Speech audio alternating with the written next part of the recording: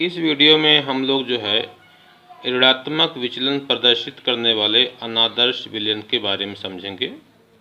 इसके पहले वीडियो में हमने धनात्मक विचलन प्रदर्शित करने वाले अनादर्श विलयन के बारे में समझ लिया। तो इसे देखिए, वे सभी विलयन जिसके प्रत्येक अवयव का आंशिक दाब राउल्ट के नियम के द्वारा निर्धारित वाष्प दाब से कम होता है, ऋणात्मक विचलन प्रदर्शित करने वाले अनादर्श विलयन कहलाते हैं। धनात्मक में क्या होता है? प्रत्येक अवयव का जो आंशिक वाष्प दाब होता है वो राउल्ट के नियम के द्वारा निर्धारित वाष्प दाब से अधिक होता है। ऋणात्मक में क्या होता है? प्रत्येक अवयव का जो आंशिक दाब होता है और राउल्ट के नियम के द्वारा निर्धारित वाष्प दाब से कम होता है। तो ये थोड़ा सा फर्क है, आप इसे याद रखिएगा। अब देखिए, ऋणात्मक विचलन के आवश्यक शर्तें। जो ऋणात्मक विचलन प्रदर्शित करने वाले विलयन है उसकी क्या है? आवश्यक शर्तें। पहला क्या है?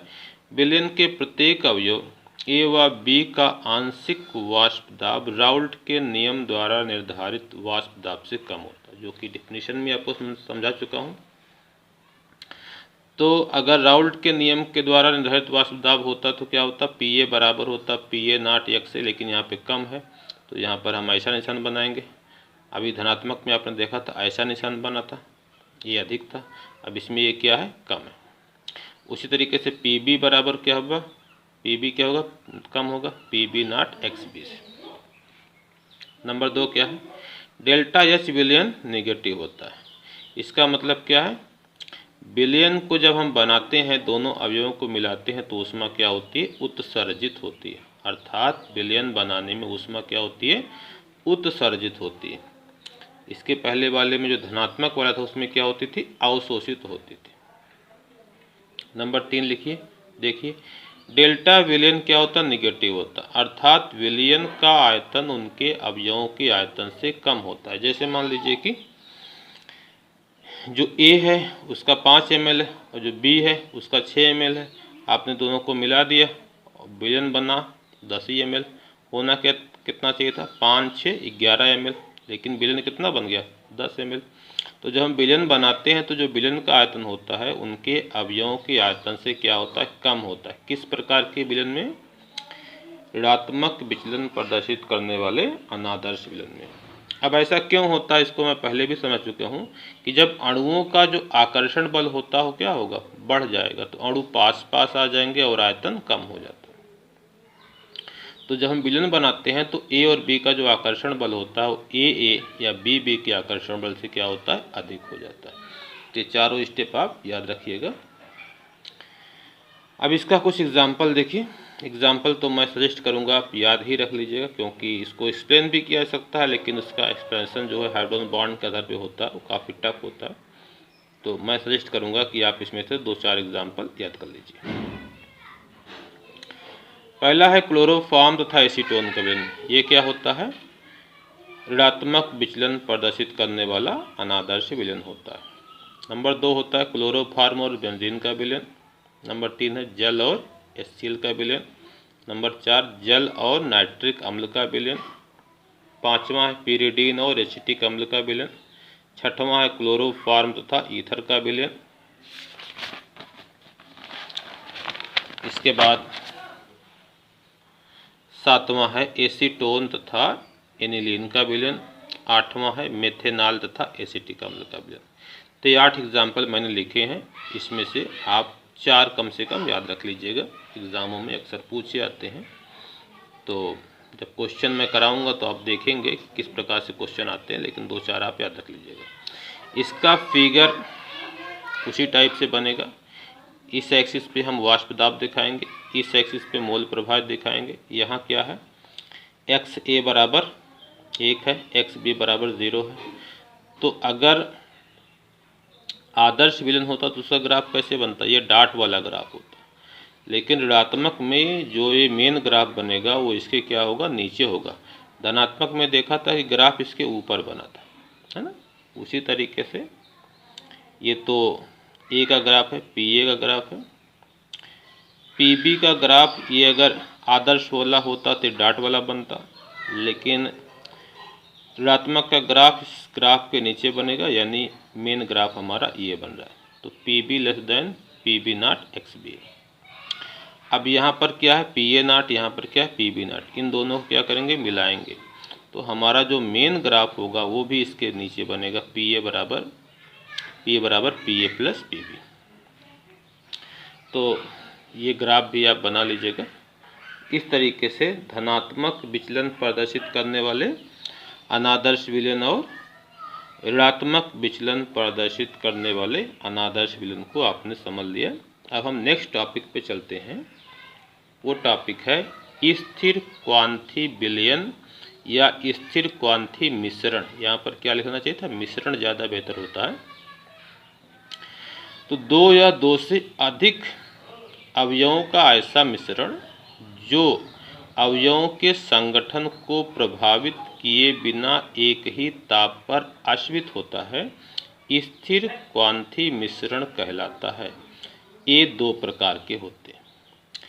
अब जैसे मैं आपको बता दूं कि 5% जल और 95% एथिल अल्कोहल का जो विलयन होता है वह एक स्थिर क्वांथी मिश्रण होता है। जैसे पानी है, मान लीजिए 50% उसमें क्या है, अल्कोहल मिला हुआ। तो अल्कोहल का क्वथनांक क्या होता है, कम होता है। अगर हम उस मिश्रण को गर्म करेंगे तो अल्कोहल की भाप तेजी से बाहर निकलेगी। जो मिश्रण है इसमें अल्कोहल की मात्रा घटेगी क्योंकि उसकी वाष्प तेजी से बाहर निकल रही। क्यों निकल रही, क्योंकि उसका क्वथनांक कम होता है। लेकिन जब हम 5% जल और 95% अल्कोहल को मिला के गर्म करते हैं तो कितनों गर्म करते जाएं, जो हमारा मिश्रण है उसमें जल हमेशा 5% बना रहेगा और अल्कोहल कितना बना रहेगा, 95%। मतलब उसके संगठन पे कोई प्रभाव नहीं पड़ेगा। वाष्पित तो होंगे लेकिन दोनों की वाष्प निकलेगी और इस तरीके से निकलेगी कि जो हमारा मिश्रण है उसके संगठन पर कोई भी प्रभाव नहीं पड़ेगा, उसका संगठन स्थिर बना रहेगा। तो ऐसे मिश्रण को क्या कहेंगे, स्थिर क्वाथी मिश्रण। तो यह कितने प्रकार का होता है, दो प्रकार का। नंबर 1 है उच्चतम वाष्पदाबी तथा निम्न क्वथनांकी मिश्रण। वाष्पदाब उच्चतम होता है।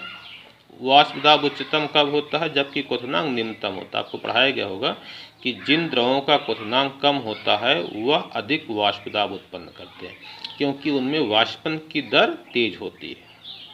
तो दोनों चीज़ें एक ही है, चाहे हम उच्चतम वाष्पदाबी कहें या निम्न क्वथनांकी कहें, दोनों चीज़ें एक ही हैं। तो दोनों मैंने लिख दिया है, उच्चतम वाष्पदाबी तथा निम्न क्वथनांकी मिश्रण। तो इसे ये कहते किसे, ऐसा स्थिर क्वांथी मिश्रण, ऐसा स्थिर क्वाथी मिश्रण जिसका क्वथनांक उसके प्रत्येक अवयव के क्वथनांक से कम होता है। इसका क्वथनांक क्या होता है, मिश्रण का जो क्वथनांक होता है वो दोनों जितने भी अवयव, जितने भी चीज़ों को मिला के वो मिश्रण बनाया गया है उसमें जितने भी अवयव हैं उनके क्वथनांक से क्या होता है, कम होता है। उच्चतम वाष्पदाबी तथा निम्न क्वथनांकी मिश्रण कहलाता है। अब जैसे मैंने इसका एग्जाम्पल भी लिखा है, जैसे देखिए 5% जल तथा 95% एथिल अल्कोहल, किसका फार्मूला है, एथिल अल्कोहल का C2H5OH के मिश्रण का क्वथनांक 78 डिग्री सेंटीग्रेड होता है। इस मिश्रण का क्वथनांक कितना होता है, 78 डिग्री सेंटीग्रेड। जबकि जल क्वथनांक जानते हैं 100 डिग्री सेंटीग्रेड होता है और एथिल अल्कोहल कितना होता है, 78.5 डिग्री सेंटीग्रेड होता है। तो देखिए मिश्रण का क्वथनांक कितना है, 78 है। उसमें दो अवयव हैं, जल का क्वथनांक 100 है तो 78 क्या है, 100 से भी कम है। और एथिल अल्कोहल कितना है, 78.5 डिग्री सेंटीग्रेड है। तो 78 जो है 78.5 से भी कम है। देख रहे हैं ना। तो जो मिश्रण होता है अगर उसका क्वथनांक उसके अवयवों के क्वथनांक से कम होता है तो उसे क्या कहेंगे, उच्च वाष्पदाबी तथा निम्न क्वथनांकी मिश्रण कहेंगे। दूसरा मिश्रण होता है निम्न वाष्पदाबी तथा उच्च क्वथनांकी मिश्रण। ऐसा स्थिर क्वाथी मिश्रण जिसका क्वथनांक मिश्रण के अवयवों के क्वथनांक से अधिक होता है। यानी जो स्थिर क्वाथी मिश्रण बनाया गया है उसका क्वथनांक क्या होता है, जिन अवयवों को मिला के बनाया गया है उनके क्वथनांक से ज़्यादा होता है। निम्न वाष्पदाबी तथा उच्च क्वथनांकी मिश्रण कहलाता है। जैसे देखिए 68% अगर नाइट्रिक अम्ल है और 32% जल है, यह जो होता है स्थिर क्वाथी मिश्रण बनाता है और इसका क्वथनांक होता है 120.5 डिग्री सेंटीग्रेड। कितना होता है? 120.5 डिग्री सेंटीग्रेड। नाइट्रिक अम्ल का क्वथनांक कितना होता है? 86 डिग्री सेंटीग्रेड। तो स्थिर क्वाथी जो मिश्रण बना उसका क्वथनांक कितना है? 120.5 है, वो 86 से अधिक तो दिख रहा है। जल क्वथनांक क्या? 100 डिग्री सेंटीग्रेड। तो 120.5 जो 100 से भी ज़्यादा है। तो यह किस प्रकार का मिश्रण है? निम्न वाष्पदाबी तथा उच्च क्वथनांकी मिश्रण। अब देखिए अर्धपारगम्य झिल्ली क्या होती है, जिसको इंग्लिश में कहते हैं semi permeable membrane. Semi permeable membrane वह झिल्ली जो विलायक के अणुओं को आर पार जाने देती है। इसको याद रखना है, जो विलायक के अणुओं को आर पार जाने देती है परंतु विलेय के कणों को नहीं जाने देती है, अर्धपारगम्य झिल्ली कहलाती है। जैसे कॉपर फेरोसाइनाइड। अब कॉपर फेरोसाइनाइड बनती कैसे है, इसकी रिएक्शन भी मैंने लिख दिया है। कॉपर सल्फेट में पोटेशियम फेरोसाइनाइड मिलाने से कॉपर फेरोसाइनाइड बनती है। तो ये किसका फार्मूला है? कॉपर फेरोसाइनाइड की क्या बनती है? अर्धपारगम्य झिल्ली बनती है। अब इसको मैं समझा दूं कि जैसे अगर आपने चीनी को पानी में मिला दिया है तो जो शरबत बन गया है, अगर आप उस झिल्ली से छानेंगे तो पानी तो रिस के बाहर आ जाएगा, लेकिन चीनी के कण बाहर नहीं निकल पाएंगे। तो उसी झिल्ली को क्या कहेंगे? अर्धपारगम्य झिल्ली, जो विलायक के कणों को तो आर पार जाने देती है। अगर आप उस शरबत को उस झिल्ली से छानेंगे तो पानी के कण तो क्या होंगे? बाहर आ सकते हैं, लेकिन चीनी के कण बाहर नहीं आ सकते। वह विलेय के कणों को आर पार जाने नहीं देती। उसी झिल्ली को क्या कहते हैं? अर्धपारगम्य झिल्ली। अब छोटे छोटे दो और डिफिनीशन है, इसे भी मैं समझा दे रहा हूँ, इसको भी आप याद रख लीजिएगा। पहली क्या है? विसरण। विलेय के अणु को विलयन में चलकर सभी भागों में सांद्रण को बराबर बना लेने की क्रिया को विसरण कहते हैं। जैसे आप लोग जब खाना पकाते हैं तो चावल पकाते हैं तो उसमें अगर नमक डालते हैं तो वह नमक क्या होता है? पूरे चावल में फैल जाता है। उसमें गति कौन कर रहा है? नमक के कण तो गति कर रहे हैं। तो वह किस प्रकार की क्रिया है? वह क्रिया कहलाती है विसरण। क्या कहलाती है? विसरण।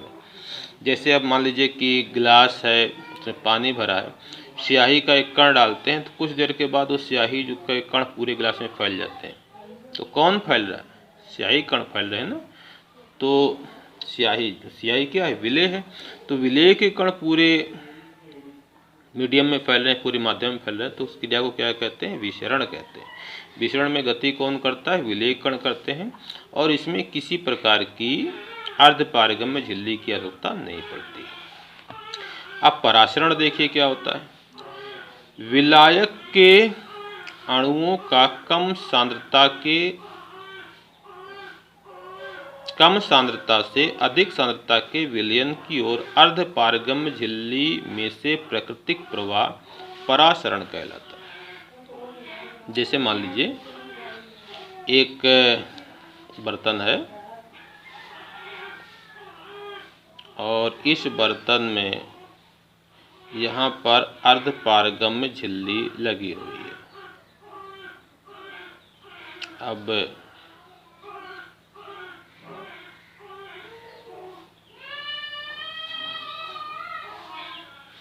मान लीजिए कि इधर जो है ये आपका विलेन है,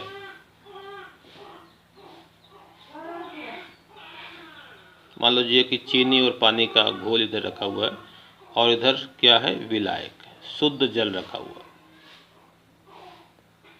तो इसमें गति कौन करता है? विलायक के अणु गति। विलायक के अणु क्या होता है?